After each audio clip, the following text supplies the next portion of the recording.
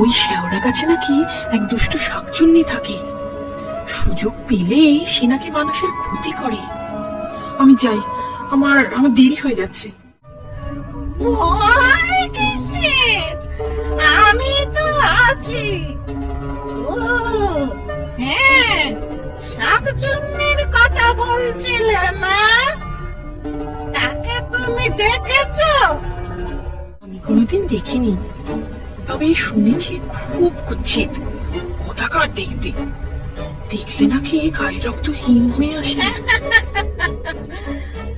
ভালো বলেছ, দেখলে গায়ের রক্ত হিম হয়ে আসে।